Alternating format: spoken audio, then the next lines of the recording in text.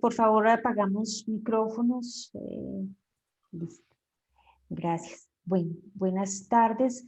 Nuevamente bienvenidos a este espacio, Lecturas Fundamentales de Psicoanálisis desde Lacan hacia Freud.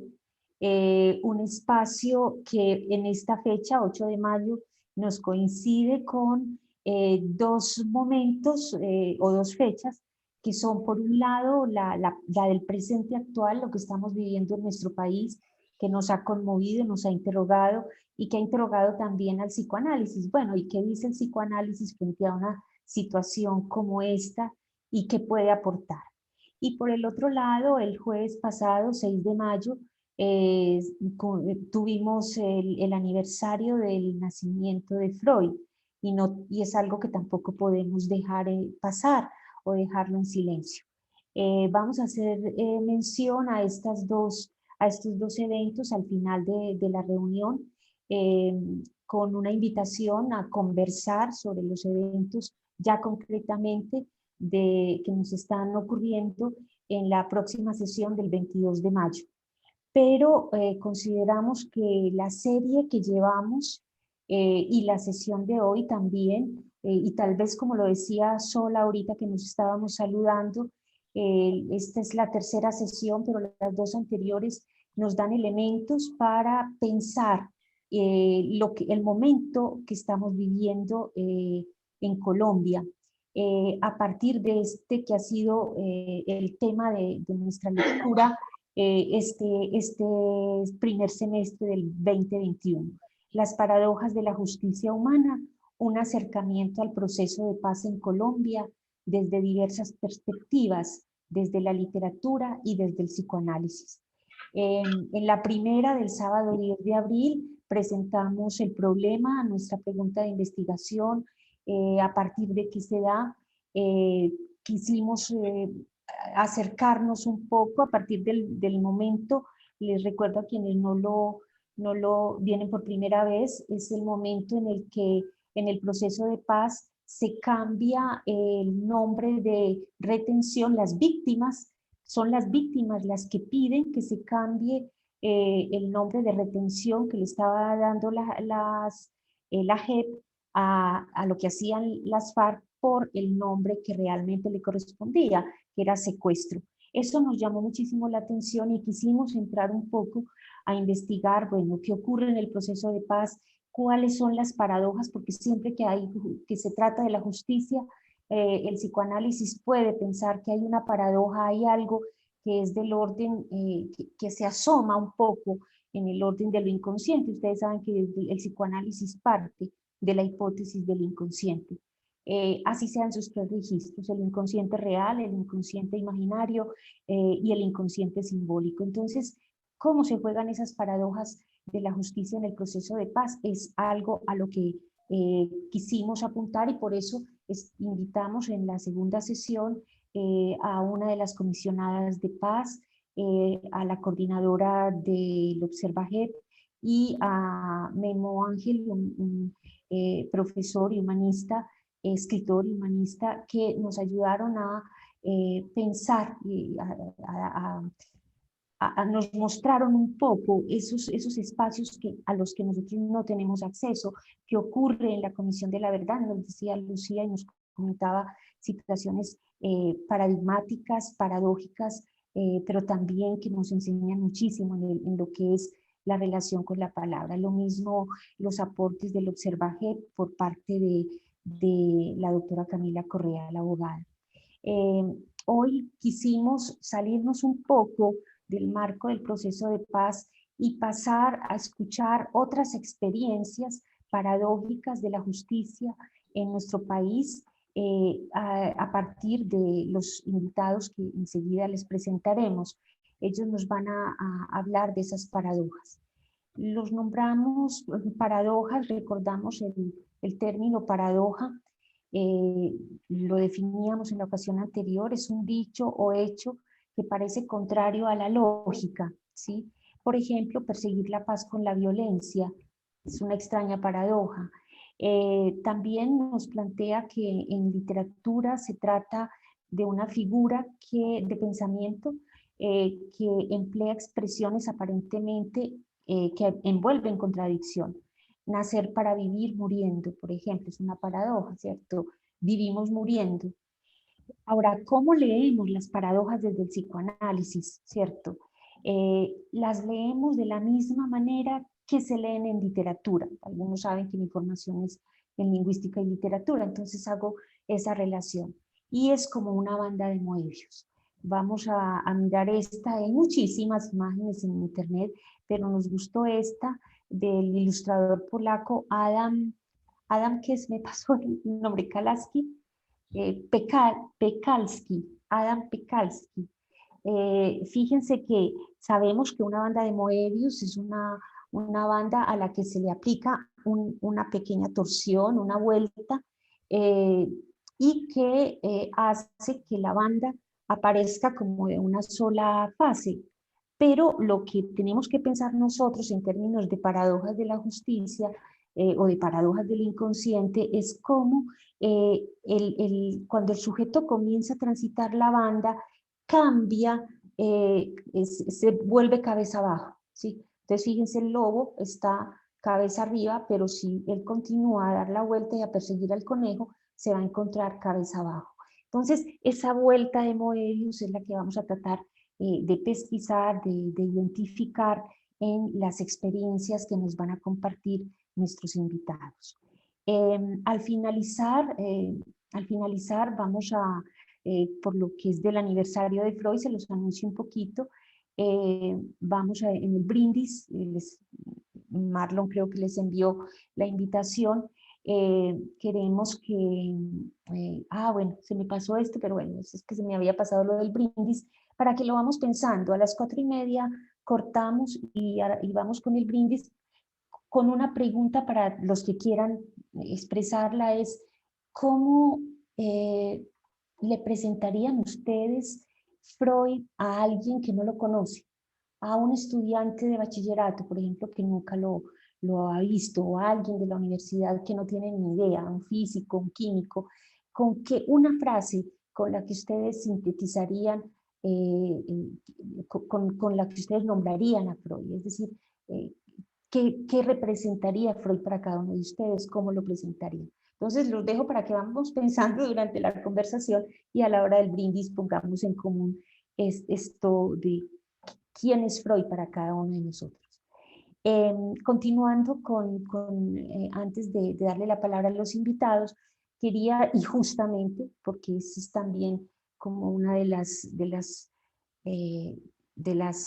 manera como podríamos presentar a Freud a partir de esta frase de Nietzsche que dice, hasta el más valiente de nosotros pocas veces tiene el valor para enfrentarse con lo que realmente sabe. Y yo creo que Freud es alguien que tuvo ese valor de llegar hasta donde le fue posible para enfrentarse no solamente con verdades que no quería escuchar o de las que no quería saber, sino con lo que realmente sabía. En ese sentido, vamos a nosotros a tratar, tal vez encontraremos aquí en estas paradojas de la justicia en Colombia y en el mundo también, cosas que no quisiéramos escuchar, que nos parecen extrañas, pero que es necesario oír. Tenemos escogimos para hoy 3 referentes de paradojas o paracojas de la justicia, los llamo paracojas, porque es que son realmente cosas que no funcionan, cosas que no cuadran, como vamos a ver ahora. La primera es pagar una deuda con una libra exacta de carne, como en la obra El mercader de Venecia de Shakespeare. Tal vez recuerdan, se trata del judío que le presta una plata a Antonio, mucha plata, es muy significativa, le pone un plazo para que la pague, Antonio está confiando en unos negocios, pero cuando venían los barcos con la mercancía, una tormenta los deshace. Entonces no puede pagarle al judío la deuda. Entonces el mercader hace que Antonio le tenga que pagar, es el afiche con el que hemos promocionado nuestra conversación de hoy. Ustedes ven ahí el judío que está como con una especie de espada señalando el lugar exacto de donde va a sacar la libra de carne. Ahora, y ahí ya empieza uno con una paradoja. Todo ese dinero vale una libra de carne de nuestro cuerpo. ¿Cómo paga nuestro cuerpo nuestras deudas? Bueno, son paradojas y la literatura nos propone una muy especial con este Mercader de Venecia. Habrá otras. Está esta otra frase que mencionamos muchísimo y la escuchamos y la vemos, y es que muchas veces pagan justos por pecadores. Entonces, ¿qué hay en ese pagar los justos por pecadores? ¿Cierto? ¿Cuál es la ley que hace que los pecadores no paguen? Y es que no pagan. O es que hay una especie de soldadura entre el justo y el pecador que hace que el uno pague por el otro. No sé, hay en algún momento, en una, esto es de mi experiencia clínica, un analizante hace unos años se había enojado muchísimo con su hermana y le cobra, digámoslo así, simbólicamente a ella en silencio el desamor que ella le expresó en algún momento, pero lo más paradójico es que el que termina pagando es él, con una serie ¿cómo le llaman eso? Como él lo llamaba como la ley de Murphy, todo le iba mal, todo, todo. Y en el análisis se da cuenta que es tratando de pagar la deuda que ella tenía con él. Eso es absolutamente paradójico. Bueno, esas son las cosas que nos encontramos en la clínica. ¿Cómo vemos esto en el orden de la justicia? Por último, esta paradoja que conocimos, que nos recordó, hace unos días hubo una conversación en la biblioteca, Fichas Sueltas, allá hubo una conversación alrededor de Antígona, de Edipo Rey, en la que participó una de nuestras invitadas, Liliana Bastidas, y nos recordó esta frase que ahí mismo hizo que yo dije, bueno, a Liliana hay que invitarla a este espacio porque nos trae esta frase. Lacan define a Antígona como una víctima terriblemente voluntaria. O sea, no es que hay alguien que llega y la obliga a, no, ella es una víctima, pero que quiso voluntariamente ser víctima. Bueno, ¿quién nos dice eso, cierto? ¿Y cómo podemos leer eso en nuestra época? Bueno, sin más, entonces le cedo la palabra a Felipe. El programa de hoy. Bueno, el programa de hoy ya creo que queda claro. La presentación de los invitados, ellos nos van a hacer su relato, después una conversación y a las 4:30 cortamos para el brindis y la invitación del 22 de mayo. Le doy la palabra entonces a Felipe para que continúe con esta segunda parte. Adelante. Gracias, Ana. Gracias, muy amable. Sí, para hoy tenemos 3 invitados que se pensaron con mucho cuidado en la programación para este ciclo de conversaciones. La primera de ellas es Liliana Bastidas, ella es psicoanalista y magíster en etnoliteratura. También tenemos el gusto de compartir con la abogada Magda Patricia Rosero, que bueno, es abogada de la Universidad del Nariño, y también estará con nosotros, o está con nosotros, el psicoanalista Javier Villa, asociado de esta casa en el Medellín y perito del Instituto Nacional de Medicina Legal. A los 3, gracias por estar con nosotros. Antes que nada, queremos o quiero más bien precisar la importancia de que se presenten ante nuestro público, nos cuenten quiénes son, desde dónde se conectan con nosotros, para luego entonces dar paso a los testimonios que nos van a traer en relación al tema que nos convoca hoy. Cada uno va a tener una intervención libre de unos aproximados 10 minutos. Y para darle la palabra a los invitados, quiero entonces comenzar con la abogada Magda Patricia Rosero. Abogada, tiene la palabra, puede presentarse y adelante. Buenas tardes, ¿cómo están? Bueno, ya mi nombre es Magda Patricia Rosero. Me comunico desde la ciudad de Pasto, Nariño. Bueno, yo trabajo en la rama judicial desde hace alrededor de 10 años. Tengo experiencia pues con diferentes asuntos sobre la justicia, que es lo que estábamos charlando con Ana Victoria. Me decía, pues bueno, tengo bastantes experiencias en asuntos que sirven para este día. como para comentarlos, para disociar respecto pues yo le decía a Ana Victoria, las injusticias de la justicia que se ve a diario, sobre todo en estos procesos de la justicia en sí, cómo uno la aplica, cómo se ve en el derecho y cómo la recibe cada usuario. Pues siempre hay dos partes, siempre hay una parte vencedora y una parte vencida, y nunca la justicia pues va a ser igual para todos, ¿no? Entonces, ese es como mi aporte para este día, la experiencia desde mi campo. Gracias. A usted, y cuéntanos desde dónde te conectas, esas experiencias desde dónde se han vivido, para que entonces des paso también a contarnos cómo piensas esa justicia paradójica en tu ejercicio como abogada. Bueno, yo me comunico desde la ciudad de Pasto, ¿no? Pero a lo largo de mi carrera he estado en diferentes municipios del departamento de Nariño.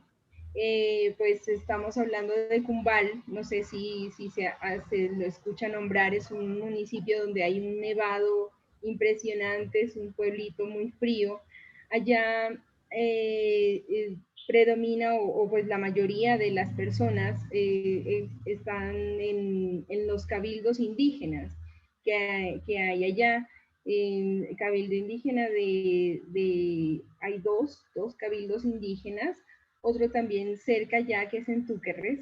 Estuve también en el municipio de Ipiales, que ya es con la frontera con el Ecuador. Bueno, los dos municipios son con la frontera con el Ecuador, pero Ipiales es más conocido por el Santuario de las Lajas. He estado también en otros municipios cercanos acá, y ahora pues estoy en el municipio de Pasto, la capital de Nariño. Pues las experiencias, no sé si empiezo con mi experiencia Sí, sí, o se van a adelante. presentar las demás personas. Bueno, yo había pensado en cómo iniciar, ¿no? Pero me tomaron por sorpresa porque había escrito algo. Yo estaba pensando que en medio de las protestas de la situación que estamos enfrentando en el país en estos momentos, se puede ver como lo paradójico de la justicia en este momento, ¿no? Porque es lo que se está buscando, tratar de encontrar una justicia que pide la sociedad referente al Estado. Eso es lo que siempre se ha venido dando en el devenir del tiempo, en la historia de Colombia. En eso, pues yo puedo decir que he encontrado estas experiencias que son un poco locas, como le decía yo a Ana Victoria, porque hay situaciones en las que si bien el Estado favorece a ciertos grupos, como por ejemplo los cabildos indígenas, yo soy partidaria y defensora de los grupos indígenas.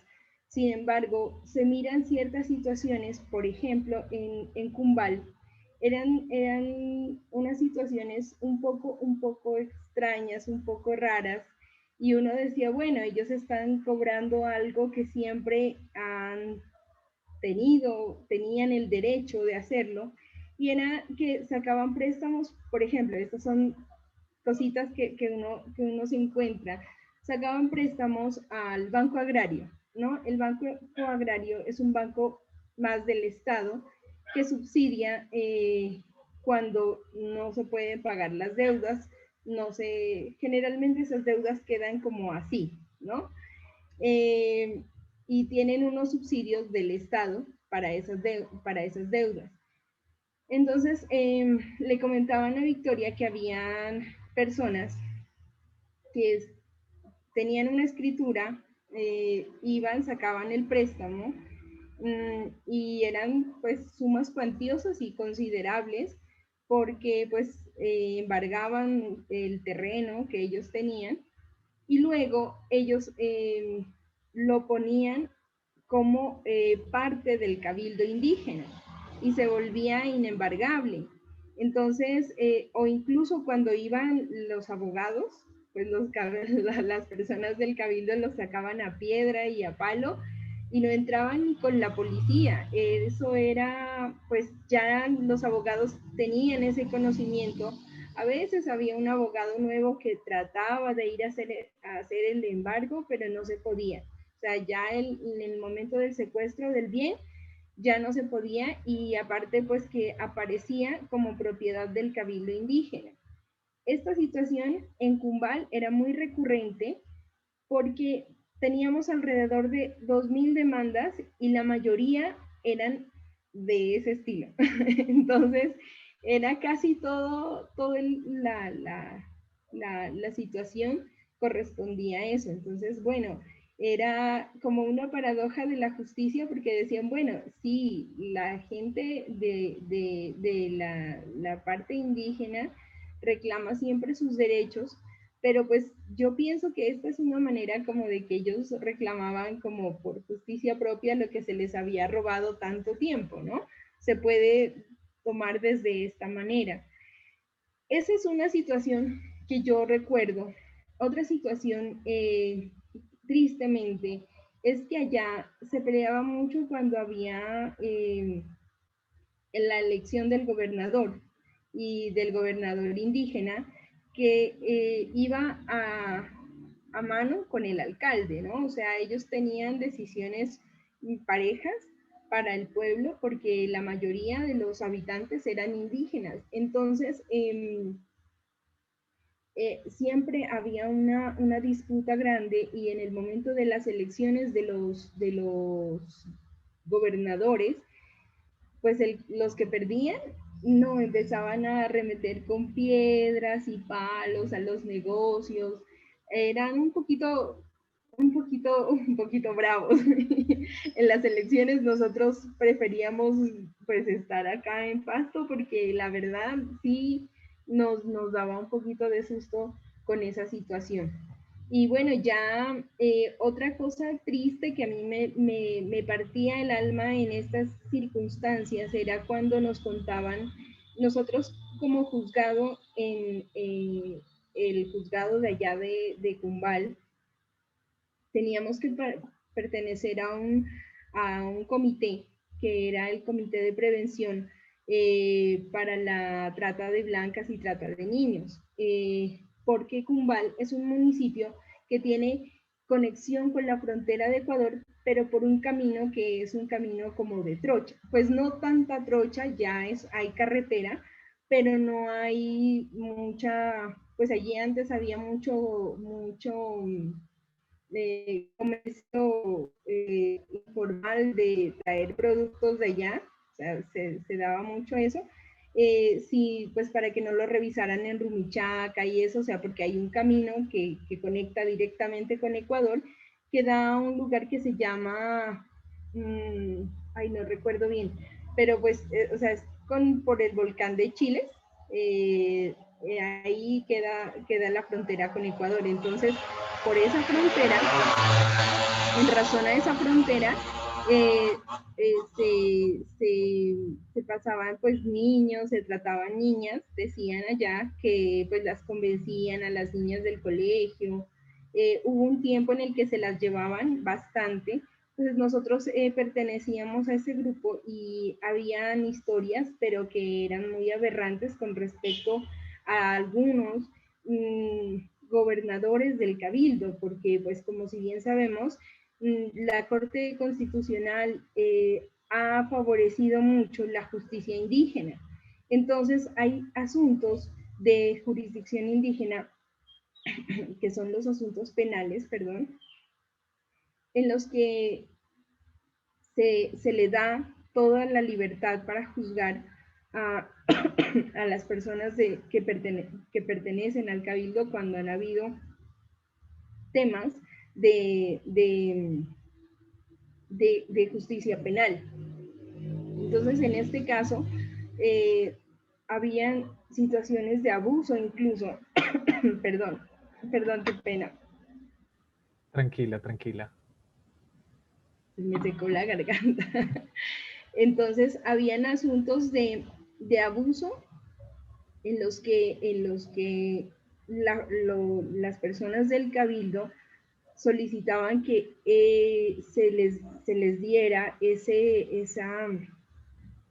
esa jurisdicción a ellos para poder corregir a estas personas que habían abusado en contra de las niñas. Lo que nos contaban la comisaria de familia era que lastimosamente el agresor pagaba al gobernador del cabildo para que no se le hiciera nada, pues en este caso, y lo dejaran en libertad.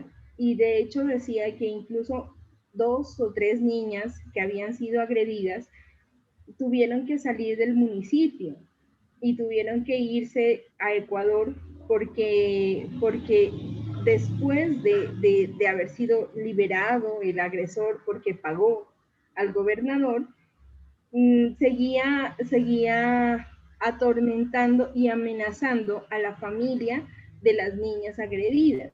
O sea, fueron agresores, no es uno solo, pero sí ocurría estas situaciones. Entonces, ella decía que en ese caso, muchas veces la corte, pues, o sea, sí falla en estos casos en darles toda la libertad a la jurisdicción indígena, porque lastimosamente sí se ha trastocado esto de la corrupción, del poder, en algunas, no estoy generalizando, sino que, por ejemplo, estas situaciones allá en Cumbar se dieron. Entonces, era lo que nos contaba, pues, bueno, afortunadamente un gobernador no es para siempre, sino que tienen periodos como los alcaldes. Entonces a ellos los escogen y pues decía, bueno, hay algunos gobernadores que sí cambian, que sí hacen por el pueblo y entonces ahí está bien.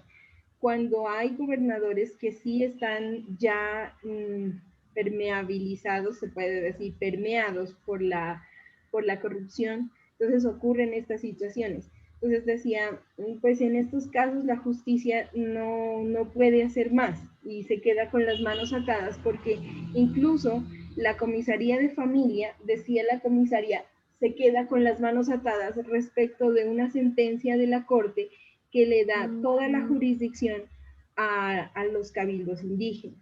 Entonces, bueno, esas fueron como las cosas que yo miré y un caso particular que no se me ha de olvidar nunca, sí, es que había una señora que fue al juzgado a poner una demanda de alimentos y ella solicitó también el divorcio.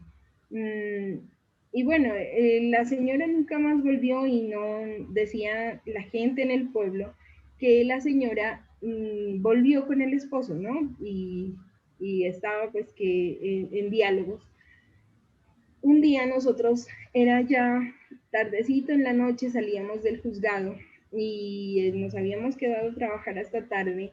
Salimos de allá y pasábamos por la plaza cuando escuchábamos unos gritos y salió una señora que estaba pues prácticamente desnuda, pero salió con una ruana y estaba como sangrando y se fue la señora y bueno, se escucharon unos ruidos adentro, nosotros no supimos y al día siguiente nos contaron que era que la señora que había pedido el divorcio, ella lo encontró al señor con la señora que iba en ruana y los macheteó, como se dice comúnmente.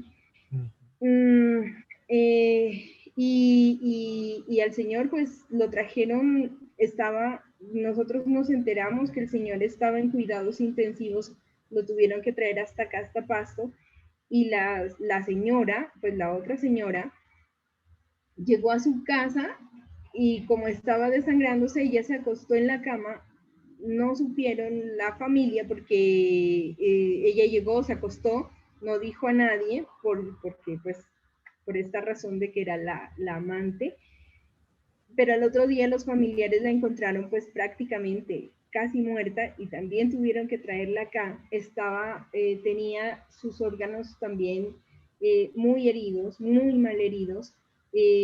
Los dos estaban en el Hospital San Pedro. Lo raro del asunto es que nunca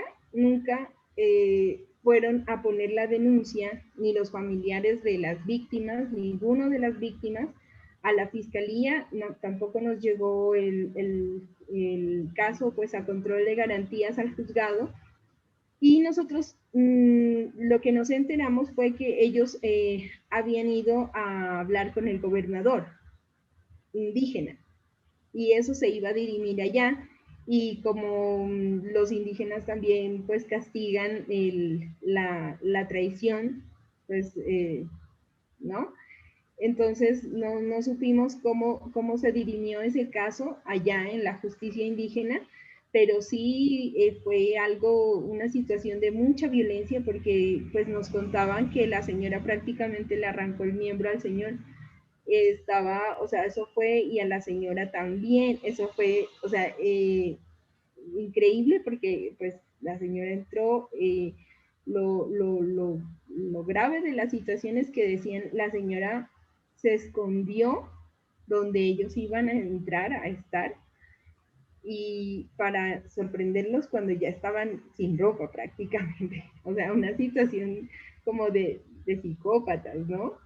Pero esas son como la justicia por mano propia que yo he podido presenciar, y que haya tenido como esos casos particulares que uno dice, bueno, estas son las cositas que se pueden como contar sin poner como evidencia nombres ni cosas así, pero pues son cosas como muy generales en las injusticias de la justicia colombiana, ¿no? Pues eso es como lo que podría aportar. No sé si ustedes quieren seguir Claro. escuchando. La justicia, la injusticia en la justicia, además de las tensiones entre dos sistemas, llamémoslo jurídicos, que chocan y que pues permiten muchas situaciones como la que nos narras. Bueno, más adelante haremos algunas puntuaciones frente a esos testimonios. Gracias. Voy a darle entonces la palabra a Liliana Bastidas. Puedes prender el micrófono. Perdón, Javier primero. Ah, Javier. Sí, sí, Javier, perdón, sí. Ok. Ya les diré por qué la razón. Ok. Adelante, Javier, preséntate, tienes la palabra. Bueno, muchas gracias. Sí, mi nombre es Javier Villa Machado, yo soy psicólogo, vengo en formación de psicoanalítica desde 1976, he estado unido pues a grupos psicoanalíticos desde ese entonces, y también he trabajado en la parte de la articulación entre la psicología y el derecho. Pues yo no diría psicoanálisis y criminología, porque básicamente el llamado que hace la Administración de Justicia es más para objetivar aspectos, aunque indudablemente el saber que nos proporciona el psicoanálisis nos sirve de mucha ayuda para esa tarea que es más psicológica que psicoanalítica. Pero igual creo que las paradojas que tenemos que enfrentar nos permiten entender algunas cosas que también hemos trabajado, porque la articulación entre psicoanálisis y criminología, como nos lo enseña Lacan, son más para poner a prueba nuestros propios conceptos que para exponer cuál es el aporte que nosotros pudiéramos hacer a esa rama del quehacer humano. Y en el escrito que hace Lacan al respecto, que fue basado en una ponencia que hizo con Michel Senac por ahí en el año 50, 52, no recuerdo exactamente, nos habla precisamente de esas paradojas. En estos días, en el seminario de Juan Fernando, se está hablando de una responsabilidad de resultados. Básicamente, una responsabilidad de resultados es la que nos hace expresar que somos responsables de nuestra posición como sujetos. Ahí de todas maneras siempre se ha resaltado como una tensión entre la mirada del psicoanálisis, de la responsabilidad vista desde el psicoanálisis, y la responsabilidad jurídica, que desde Freud sabemos, él la califica como artificialmente limitada al yo consciente. Lo importante allí es que cuando hablamos de responsabilidad, tenemos que desglosar el término de responsabilidad, porque hay distintas responsabilidades. Una cosa es la responsabilidad entendida como una disposición a responder, como cuando decimos esa persona es muy responsable. Es una persona que tiende a hacerse cargo de sus deberes. Y entre ellos el responder por sus faltas. También es importante el señalamiento que nos hace Lacan allí acerca de que la responsabilidad es decir, el castigo. Es una frase evidentemente provocativa porque casi que limita la responsabilidad a la responsabilidad penal. Y ahí es donde creo que es importante que hagamos una reflexión sobre las paradojas que yo tengo que enfrentar en mi trabajo como perito, porque, por ejemplo, anteriormente hacíamos muchos dictámenes de inimputabilidad. Y la inimputabilidad Perdón, es... Javier, una pregunta para los que no sabemos muy bien. ¿Qué es un perito? ¿Cuál es su función? El perito es un experto en cualquier arte, ciencia u oficio y su función es auxiliar al juez, que es perito en justicia, que es perito de peritos, es decir, él no sabe de medicina, él no sabe de derecho, él sabe de derecho, no sabe de medicina, no sabe de psicopatología, no sabe de otras cosas y por eso se auxilia de peritos. Pero él es perito de peritos en el sentido de que si bien él no sabe hacer las empanadas, sí sabe dónde las venden buenas, por decirlo coloquialmente.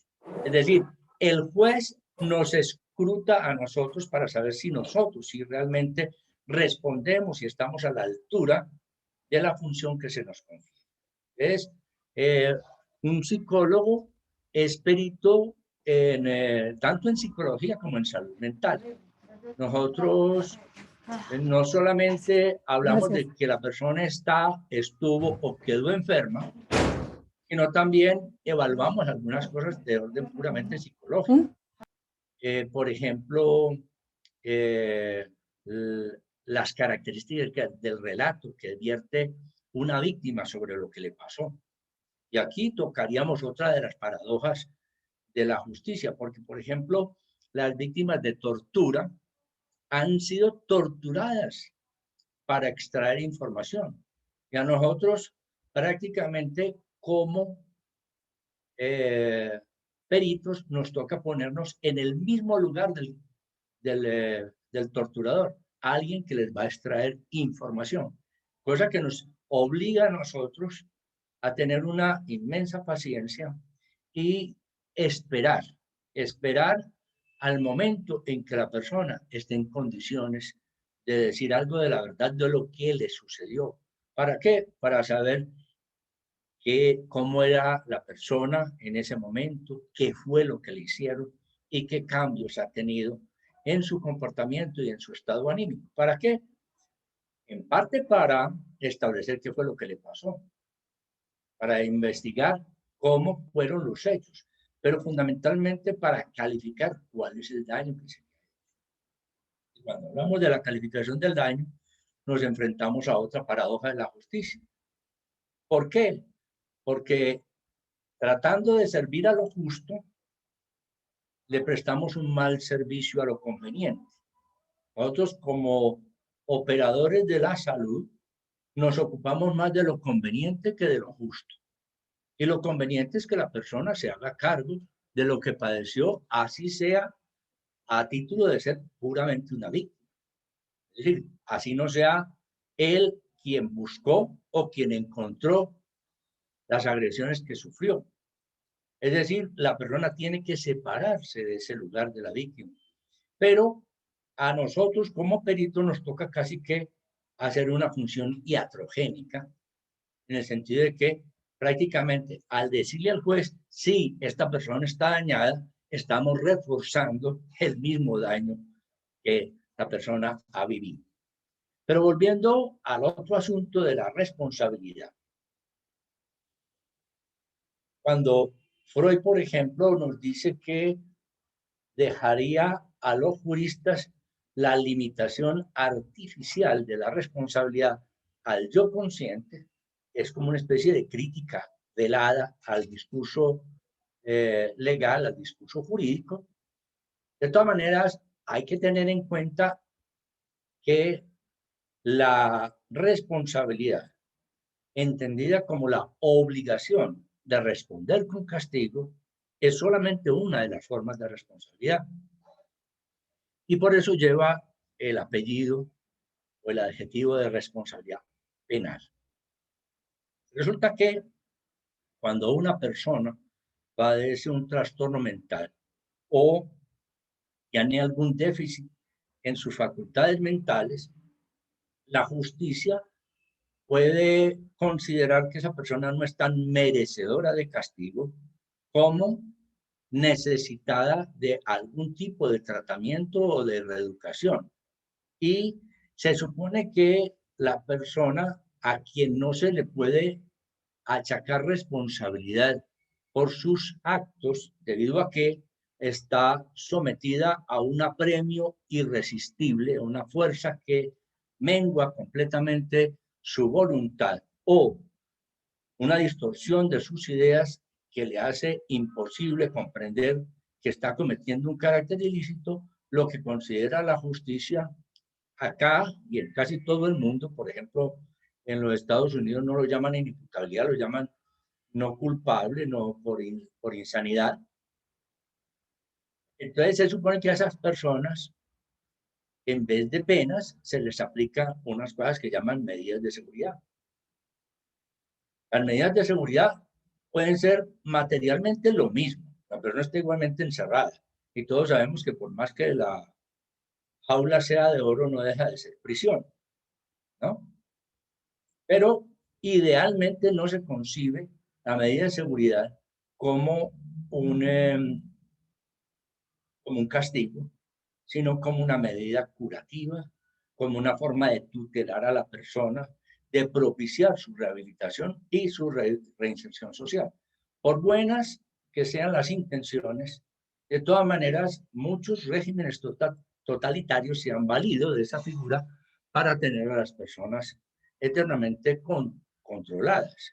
Y por esa razón, por ejemplo, entendiendo que la inimputabilidad es también una obligación, es decir, no es una obra de caridad que hace el Estado con la persona, a la que la persona que la recibe pudiera renunciar, no puede decir, no, señores Estado colombiano, yo estoy muy contento con mi enfermedad mental, no necesito que me curen, no quiero que me curen.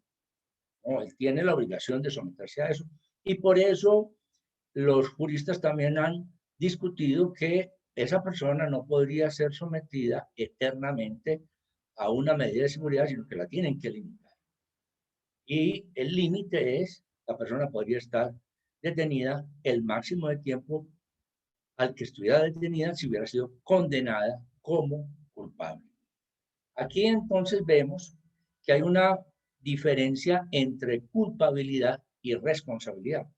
Quiere decir que el imputable, en cierta forma,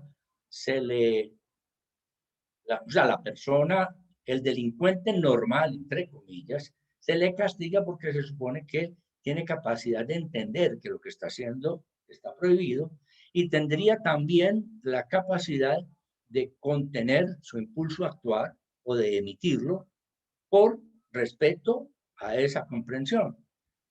Entonces, esa persona la castigan, a la otra la curan, pero igual, al ser una obligación, no es entendida como una responsabilidad penal, sino como una especie de responsabilidad que no tiene la significación subjetiva de un castigo.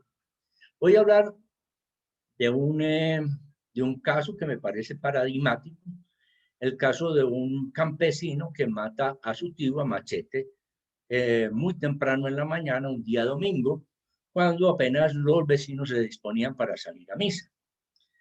En ese momento, cuando ya él está saliendo del sitio de los hechos, los vecinos han escuchado los gritos del tío de este señor y se cruzan con él y le preguntan que por qué va tan ensangrentado y tiene un machete lleno de sangre. Él dice, acabo de matar un erizo. El tipo se esconde en el campo, en el monte, y se entrega a las autoridades cuando se da cuenta de que los paramilitares lo están buscando para matarlo, para ejercer la forma de justicia que estas fuerzas armadas al margen de la ley ejercían el control social. Entonces, para este señor era mucho más conveniente entregarse que seguir huyendo de la justicia escondido en el monte. Cuando se encuentra con los policías, les dice que él mató a su tío por el hecho de que lo estaba engañando cuando compartían las ganancias de lo que estaban sembrando en común, que el señor se llevaba la mejor parte o que medía las puchas de frijol o de los productos del campo de una manera más favorable para él que para este señor que lo mató, pues para el tío que para el sobrino, digámoslo así. En un segundo momento dijo, no, es que mi tío estaba ya sufriendo mucho, él estaba cojito, no lo visitaba la familia, estaba sufriendo, o sea, disfraza su acto como una especie de homicidio por piedad. Cuando yo lo examino, veo que es francamente un débil mental, es decir, es un sujeto que tenía un pensamiento bastante elemental. Y yo, de todas maneras, señalo cómo él entiende que su acto es un acto indebido.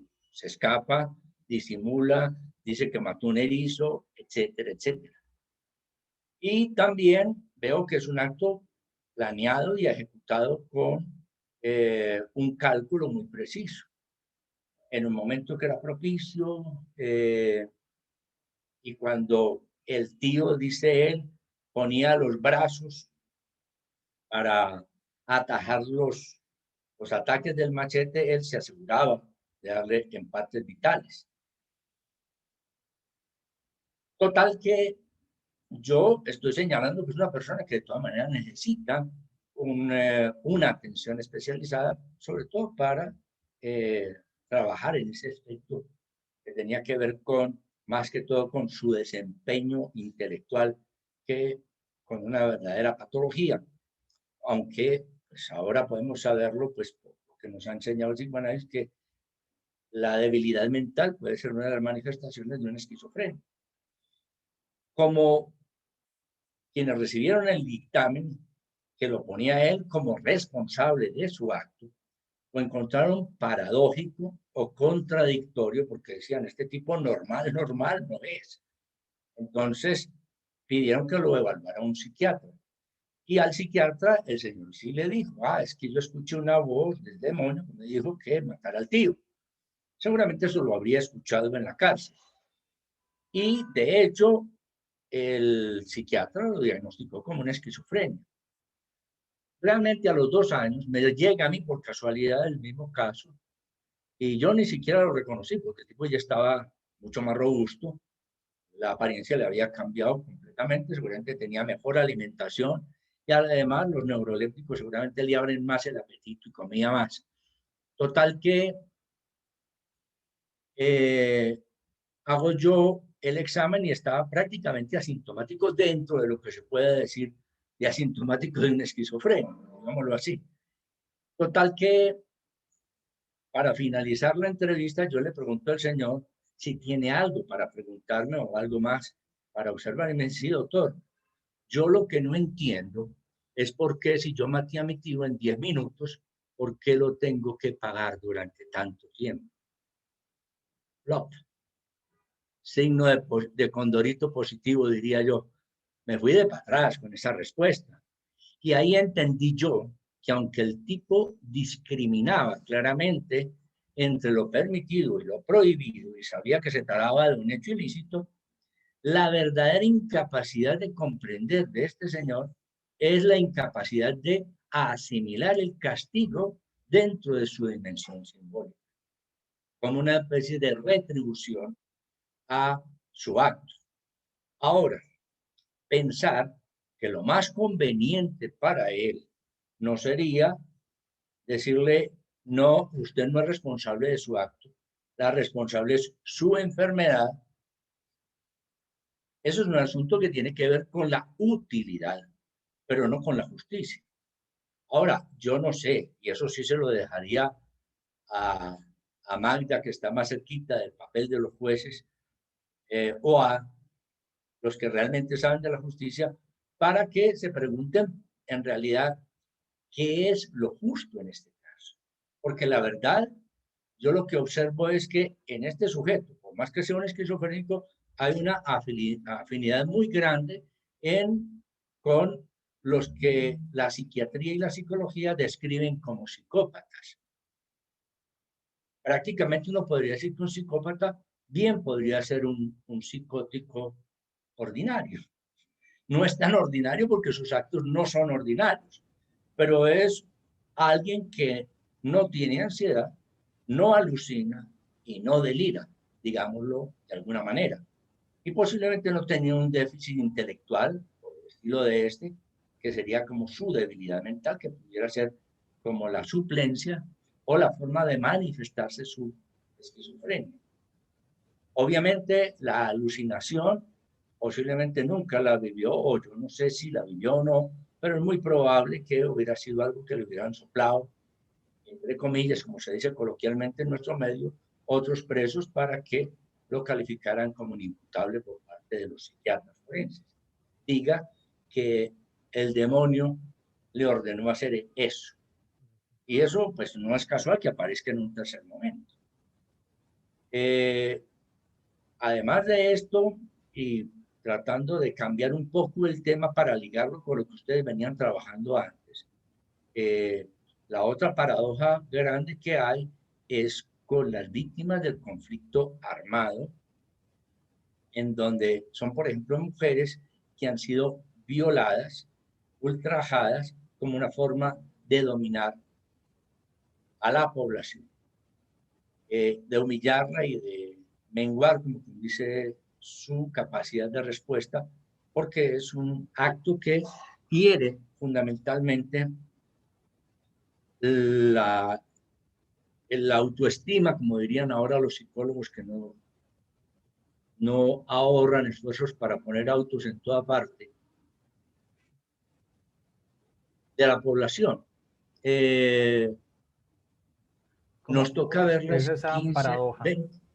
en 2 minuticos, Javier? ¿Cómo se expresa esa paradoja en el caso del abuso sexual a las mujeres? 20, 30 años después vienen a que se reconozca el daño cuando ya prácticamente nada hay más que hacer. Estamos haciendo la reconstrucción cuando la persona ya no tiene, o sea, ya ha enfrentado una vida en donde no ha podido establecer una relación de pareja sana, porque cualquier acto sexual le recuerda los actos oprobiosos a los que fue sometido. Y el contacto con un servidor que trabaja en el área de la salud mental es solamente para valorar mucho tiempo después de que debió haber sido sometida, como idealmente está previsto, a un tratamiento psicológico gratuito, como merecen todas las víctimas de delitos sexuales. Claro.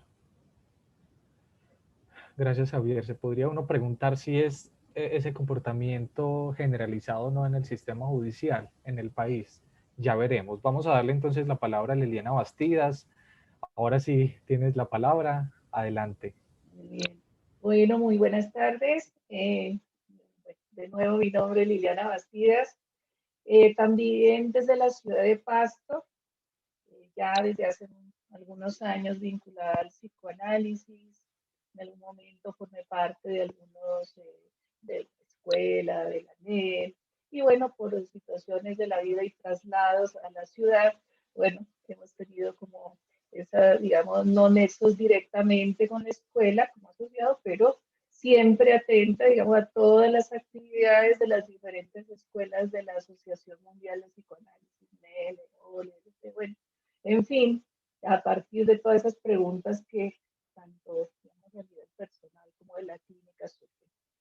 Bien, voy a hablar desde mi experiencia. Trabajé como 12 años en una institución de salud con pacientes con insuficiencia renal crónica terminal y bueno, y otras, digamos, otros diagnósticos.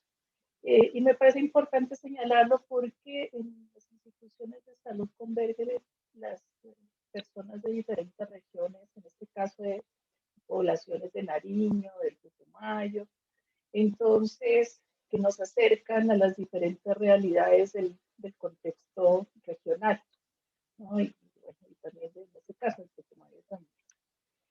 Y de otro lado, una experiencia como docente, una corta experiencia, puedo decir como docente en relación con las víctimas del conflicto armado.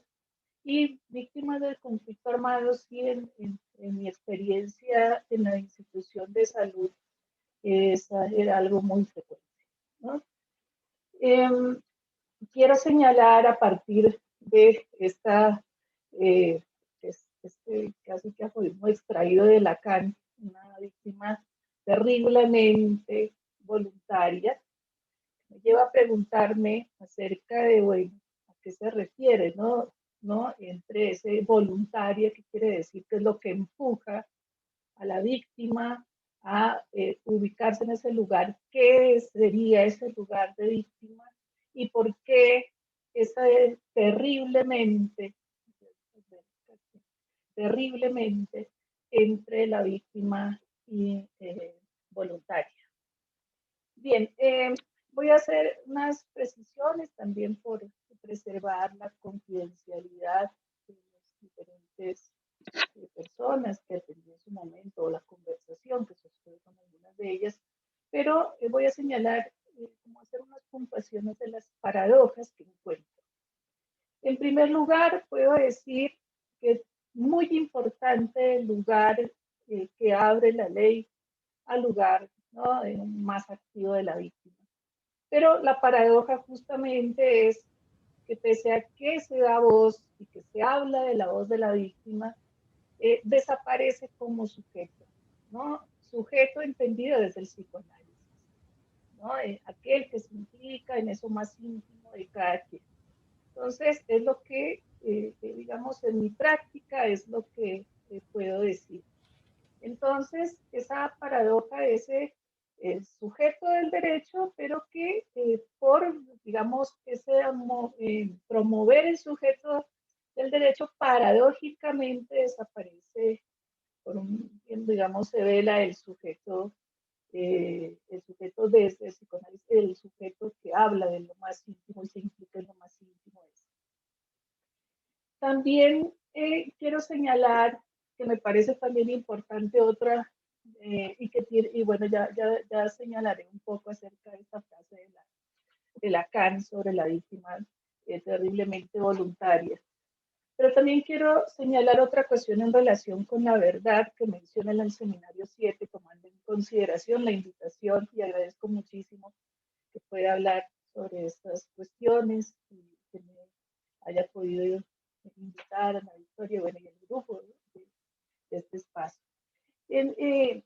Otra frase que quiero rescatar es: el lenguaje introduce dos mundos, el de la verdad y el del acontecimiento, ¿no? Y voy a señalar esto porque tal vez, digamos, ya para con ustedes, junto con ustedes, pensarlo, esa terriblemente voluntaria en relación con la verdad, tendría que ver algo que sería esa relación con la verdad y el acontecimiento.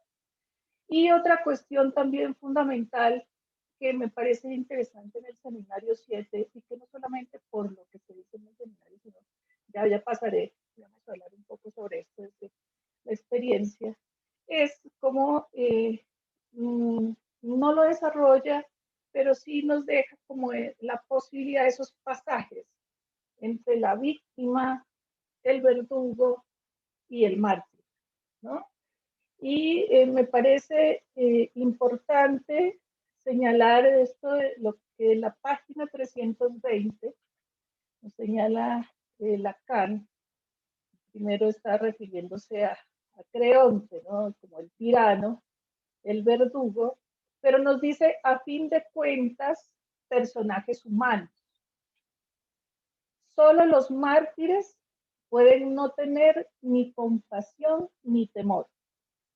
Créanme, el día del triunfo de los mártires será el del incendio universal. La pieza está bien hecha para demostrar.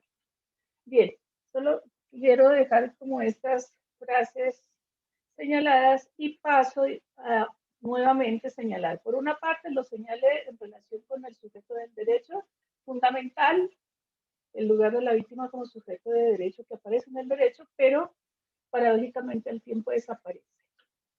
Y lo voy a señalar también en relación con la verdad, de qué verdad se trata, ¿no? Entonces, en búsqueda de la verdad, aquí preciso lo que tendrá que ver también en relación con el sujeto, madres que exponen sus vidas para buscar la verdad, ¿no?, de lo que aconteció con el asesinato de sus hijos, ¿no? Entonces, una de las madres que resulta de todas maneras violada, víctima, nuevamente esa víctima tan terriblemente voluntaria, y de otro lado una madre también que se expone a esas fuerzas oscuras que propenden porque pueden vengar ¿no?, lo ocurrido con el asesinato de su hijo, ¿no?, en el contexto de todas estas fuerzas que convergen en el conflicto armado. Entonces, aquí, digamos, está por una parte esa búsqueda que se promueve la verdad jurídica, pero una verdad subjetiva que se vela, ¿no? Una verdad, digamos, en relación con eso que nosotros trabajamos como eso innombrable, eso que es eso real, eso que hace sufrir, eso que, ¿no?, que nos impulsa a lo mortífero, eso que está a veces hermanado con eso. Entonces, hay un empuje, una acción que, ¿no?, que lleva a la muerte, o que está en juego la vida y la muerte, ¿no? La muerte, digamos, en ese sentido. También quiero señalar en relación con, ¿no?, con alguna de estas madres, como lo señalaba también Javier, que me parece fundamental ese lugar de las madres que han sido objeto de violencia sexual, ¿no? El lugar que ocupan los hijos, las hijas, particularmente en mi caso, ¿no? Casi que digamos imposible una relación extravagante, que eso más tiene que ver con esa verdad del sujeto. O la paradoja del desplazamiento, ¿no?, que es desplazados de la tierra, pero no desplazados, por ejemplo, de una situación de abuso o de violencia sexual previa a los acontecimientos de violencia dentro del conflicto armado, ¿no? Entonces, previo a esto ya existía. Entonces hay, digamos, un desplazamiento, pero no un desplazamiento en términos subjetivos, también podría señalar. De otro lado, en relación también, como señalando estas cuestiones que son fundamentales respecto a la reparación, ¿no? Sabemos que, bueno, el psicoanálisis ha trabajado desde la escuela inglesa de la reparación, pero hay una enseñanza al final también cuando se habla de la última enseñanza respecto a la reparación. Pero más allá de esto, lo que quiero señalar también es que la posibilidad, que también lo encuentro en... Perdón, Liliana, acércate, Sí, Liliana, Acércate siempre al micrófono, que a veces se te va la voz, a veces no te escuchamos bien. Eso. Ok. Gracias, Ana Victoria. Continúa así. ¿No? Entonces, respecto a la reparación, señalaba que si bien importante, digamos, en términos jurídicos, la reparación y económica, que está incluida la psicosocial, en fin, sin embargo, también impide procesos de, digamos, de a veces reparación, lo que podemos, entre comillas, hablar de reparación subjetiva. Coincidimos en que no es posible volver a un estado anterior, que no es esa la posibilidad. Sin embargo, ¿no? Esa reparación a veces termina repitiéndose, palabras que se repiten, acciones que se repiten de reparación. Entonces, lo que ya conocemos muchos de los murales, de las colchas, etcétera, que termina haciéndose casi que automáticamente como un proceso. Sin embargo, cuando no escucho a cada uno de los sujetos, lo que veo es que no hay implicación allí de lo propio o de algo que tenga que ver con cada uno. Entonces, está muy bien en términos de hacer vínculo con otros, ese lazo, digamos, otra forma de establecer una relación con otros, pero ese proceso queda allí. Y esto sale, digamos, cómo se pone de manifiesto, porque es importante que se dé lugar a esos procesos subjetivos, de ser la, llámese entre comillas, reparación subjetiva, de que se dé lugar al sujeto, que como bien nos diferenciaba Javier, la responsabilidad jurídica y la responsabilidad subjetiva, porque justamente, digamos, lo que se plantea es que hay algunas de los sujetos que se quedan quietos, inermes, sin posibilidad, sufriendo, repitiendo una historia dolorosa una y otra vez. Pero esa palabra ¿no? que nosotros hablaríamos de esa palabra que vehiculiza el goce, en términos de que se repite una y otra vez la historia dolorosa sin poder hacer. Entonces, ¿no? Por ejemplo, muy importante todo esto de la Comisión de la Verdad y me parece fundamental, pero no desconocer que no, cada sujeto también, digamos, tiene ese lugar de su relación con la verdad, de esa verdad que va más allá, que no se puede decir del todo, de esa que no se va, ¿no? A veces esa verdad jurídica puede limitar un sufrimiento, pero otras veces no. Y eso es lo que digamos, he podido escuchar.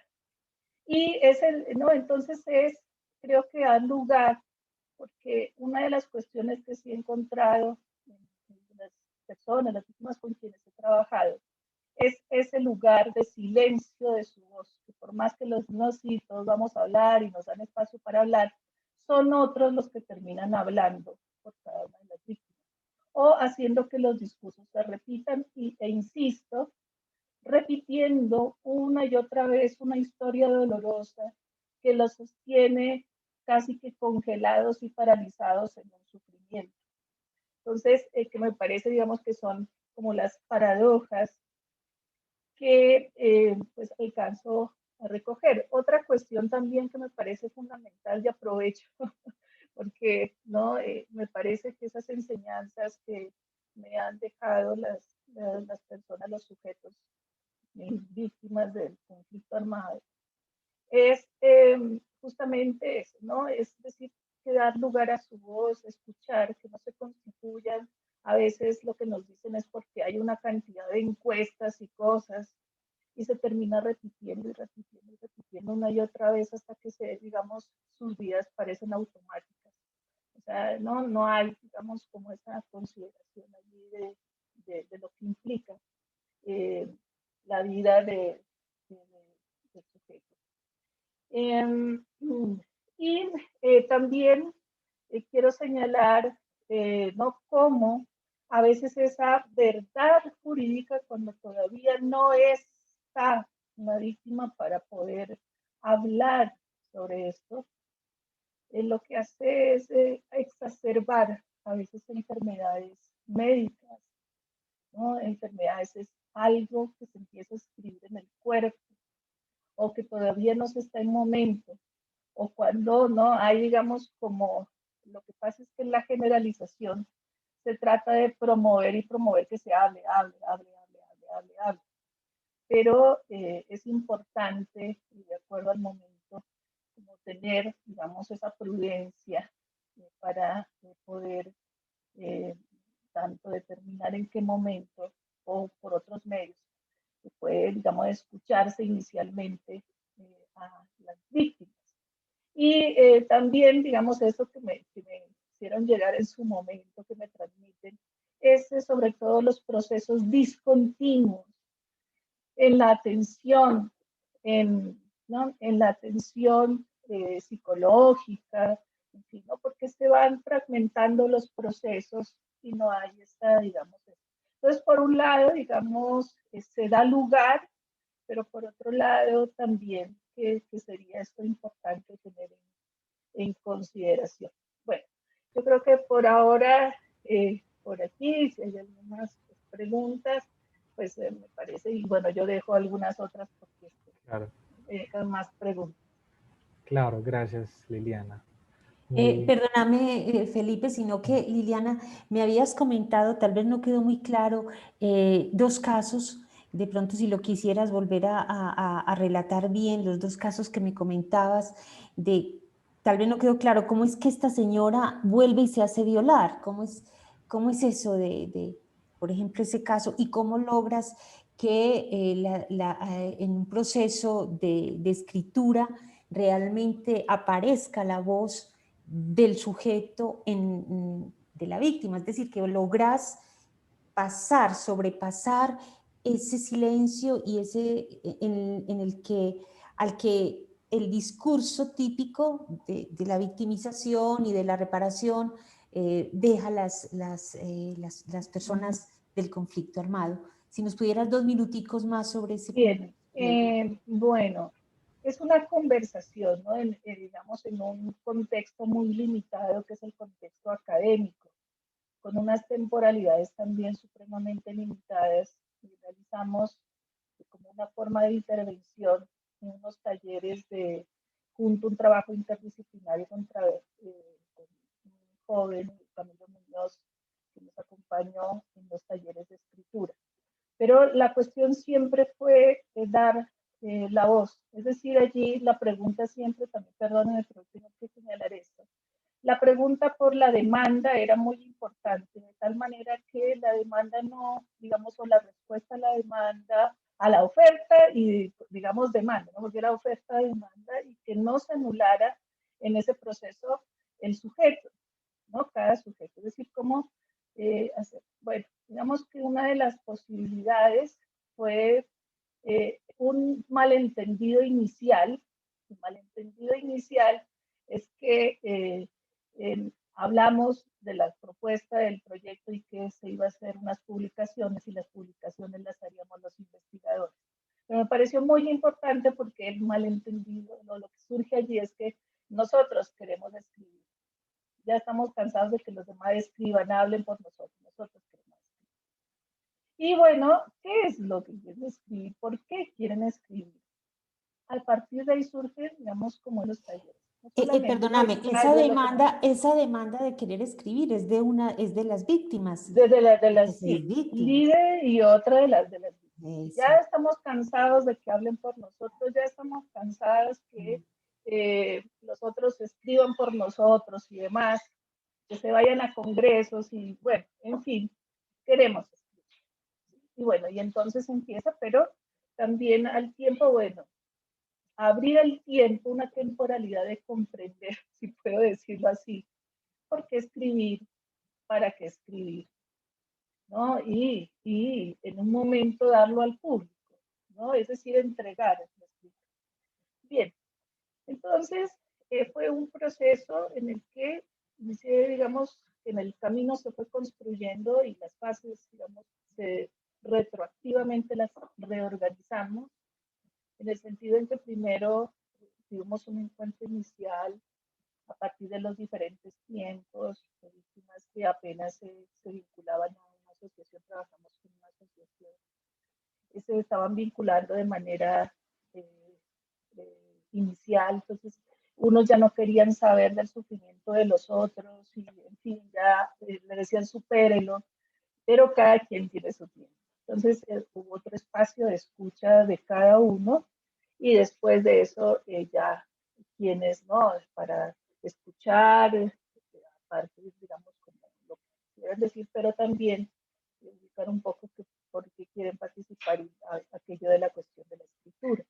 Y bueno, realizamos esos talleres de escritura, ¿no? Que en principio pues es como brindar, servirse, que se sirvan de las herramientas literarias y de nosotros también, porque eso también fue hablado con el joven escritor y filósofo Camilo Muñoz, la coinvestigadora, en ese entonces Ana Cabra, y bueno, en fin, ¿no?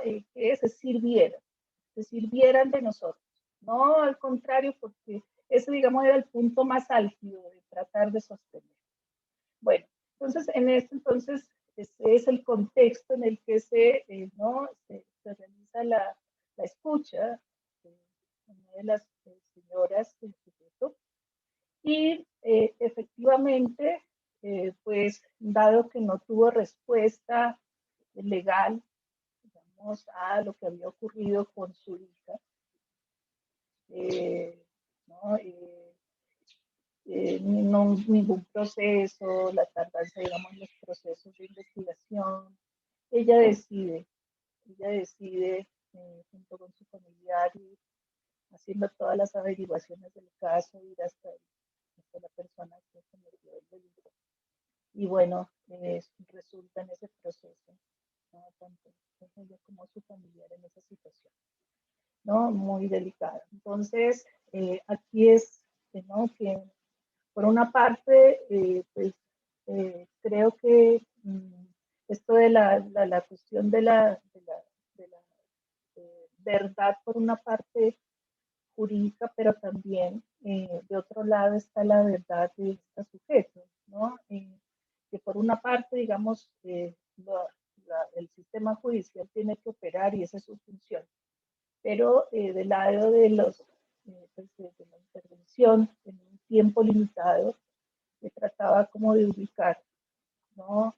Que pudiera retornar, porque ella tenía un trabajo clínico aparte, digamos, de ese proceso que es fundamental.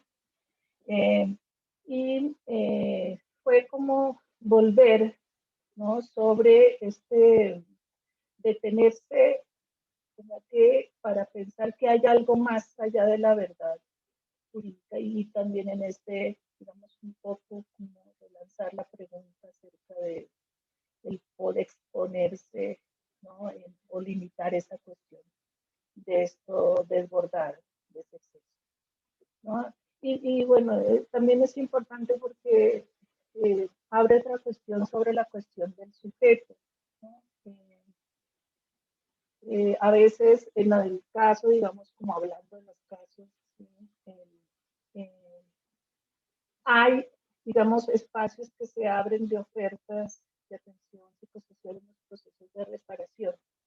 Pero lo que digamos que tal vez el psicoanálisis que me ha aportado y logro aportar también es que el espacio es importante que se abra, pero a veces, digamos, sostener a una víctima en el lugar de víctima porque otros cometieron ese delito, porque desde que asesinaron a su hija, entonces inicia un proceso de adicción uno de sus familiares, ¿no? Es sostener nuevamente, digamos, fuera la cuestión de la implicación subjetiva, la respuesta. Claro, Liliana, sí, gracias por precisarnos eso, muy valioso.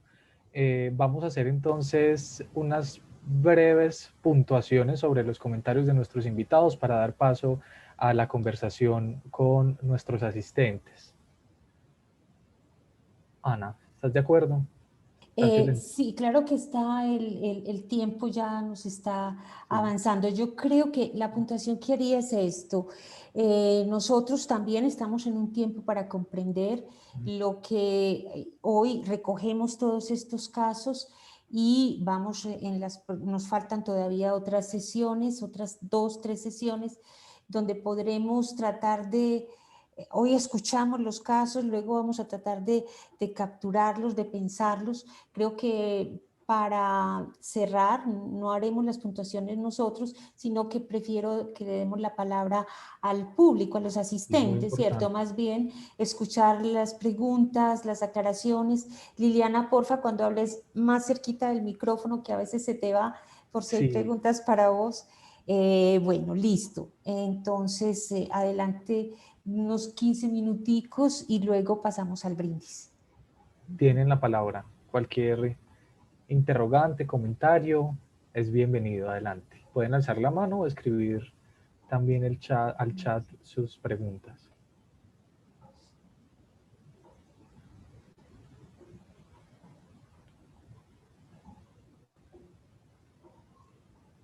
Yo para Magda Patricia al principio tenía una pregunta, es decir, cuando los gobernadores, vos decís los gobernadores, Magda está por ahí, ¿sí? Sí.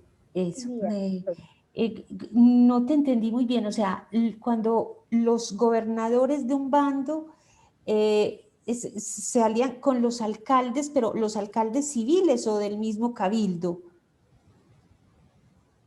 que cuando los agreden, que el que pierde agrede al otro. Ay, no, Magda. Magda, estás por ahí. Aquí ella figura en... Está, pero de pronto se cortó. Bueno, esa era una pregunta que me quedaba, ¿cierto? Si era alcalde civil o alcalde del cabildo. Y de Liliana, pues el caso que mencionabas al final. Entonces, el chico se justificaba en el sentido, ¿cómo es? O sea, se quitaba la responsabilidad acláranos un tricito más sobre ese caso de drogadicción. La madre es la que busca, ¿no?, a través de los medios de reparación que él tenga ese lugar, pero la explicación que sostiene es que su hijo sigue en el problema de adicción porque fue asesinado y se sostiene en ese momento. Entonces era como un poco mover de esto para que el joven también pudiera hacerse la pregunta y poder ir más allá, ¿no?, de implicarse en esto que la madre sostiene como un problema a partir de lo que ocurre con su hijo, con la hermana. Exacto. Y en el otro caso, ella sabía que yendo a buscar eso otro, esa verdad, sabía a lo que se exponía, a otra violación y a que le pasara lo mismo que a su hija. Pues ese es, digamos que en nuestro territorio pues, sabemos que si estamos en unas situaciones como esa y aparte de eso, el hecho mismo de lo que ocurre con su hija, creo que da cuenta que se sabe algo sobre eso, ¿no? Ahora, la cuestión es justamente eso, ¿no?, que es lo que señalo como la paradoja en relación con la cuestión de esa verdad que atañe eso, ¿no? Es que en función de esa, diga, porque ella dice la verdad jurídica, ¿no?, la verdad y este es mi derecho saberlo, pero digamos, el sostenerse en esta cuestión de la verdad jurídica vela esa otra posibilidad de por esto otro, ¿no? De esto de ponerse en ese exceso que pone en juego, digamos, la vida. Y que ahí está, digamos, esa situación de la cuestión de la muerte en relación, por ejemplo, con la cuestión del héroe, ¿no? La cuestión de la figura de ser víctima para terminar siendo un héroe, ¿cierto? Exactamente. Ahí habría, bueno, voy a puntuar como con casos internacionales de otros países, ¿cierto? Cuando Magda Patricia hablaba del fuero indígena, de los cabildos indígenas, me acordé de que en España existe el fuero juzgo. También son jurisdicciones de pueblos, de pequeños de pequeñas poblaciones que se rigen por sus propios leyes, por sus propios códigos, independientes del código de España. Eso también existe desde la Edad Media y supe que todavía en algunos pueblitos se conservaba. Entonces también ahí viene una contradicción que nos pone a pensar mucho. En el caso de estas víctimas tan terriblemente voluntarias, quería también recordar que en Francia, ustedes recuerdan hace unos años, a Magda llegaste, que te estábamos preguntando por si cómo era la relación entre el gobernador y el alcalde, aquellos que se enfrentan, si son el alcalde civil o alcalde también del mismo cabildo. No, creo que me hice entender mal, no A se ver. enfrenta el alcalde con el gobernador, sino lo que pasa es que así conforme las alcaldías, que hay postulados de varios, de varios sectores, igual pasa con los cabildos que tienen dos partidos y entonces hay pues el que se propone de un partido y el que se propone del otro partido, o sea, de un lado del cabildo y del otro lado del cabildo. Entonces, el que gana, pues generalmente el que pierde, pues siempre hay un mal perdedor del mismo cabildo y los perdedores son los que se enfrentan con los ganadores. Entonces, esa es una cuestión. Y lo que yo decía era que el gobernador sí trabaja como a par con la alcaldía municipal porque igual tiene que ver con obras para la comunidad, para los cabildos, entonces sí tienen que trabajar el gobernador con la alcaldía. En eso sí, y de hecho pues el gobernador pone mucha gente, es por esta razón por la que también hay muchas pugnas en estas situaciones, porque sí pone mucha gente en la alcaldía, como pues secretarios, secretarios de gobierno, todos estos puesticos que también influyen mucho en estas situaciones y eso es lo que pues hace que haya una división de las dos partes. Es por esa razón, pero es porque trabajan en común con la alcaldía porque pues prácticamente la alcaldía municipal va dirigida pues a la comunidad indígena, porque prácticamente es casi todo el municipio parte del cabildo indígena. Ok, claro, muy bien, gracias. Tus casos fueron, o sea, muy interesantes. Creo que el último nos conmovió a todos también, ¿cierto? Es un cobro de sangre, de infidelidad, un cobro muy caro.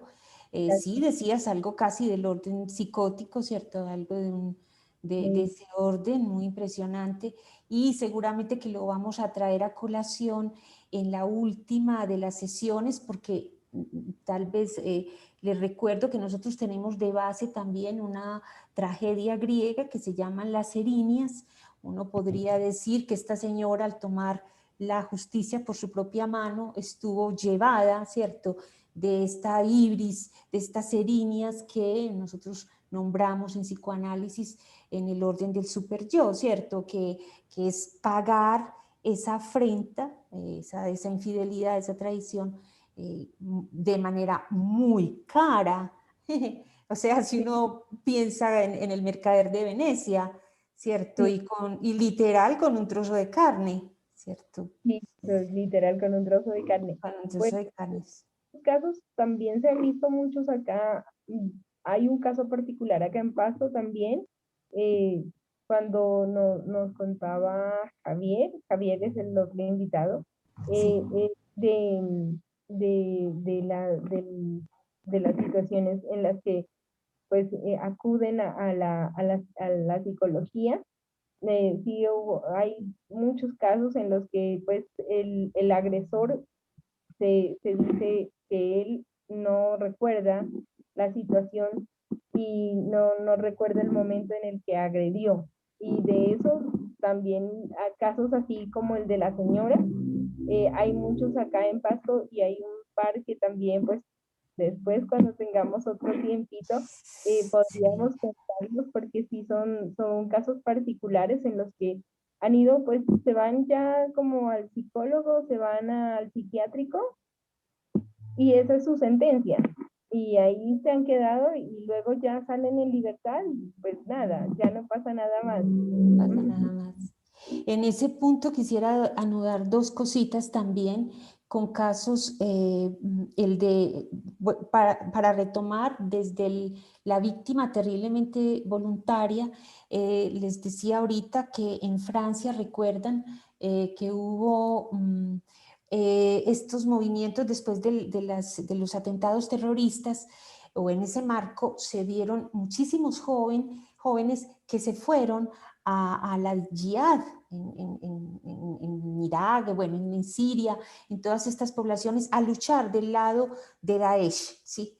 Y claro, Francia estaba conmocionada porque eran jóvenes no solamente jóvenes de escasos recursos, sino jóvenes de buenas familias, o sea, de familias pudientes, jóvenes que estaban llevando una formación universitaria, que tenían cierto bienestar en Francia.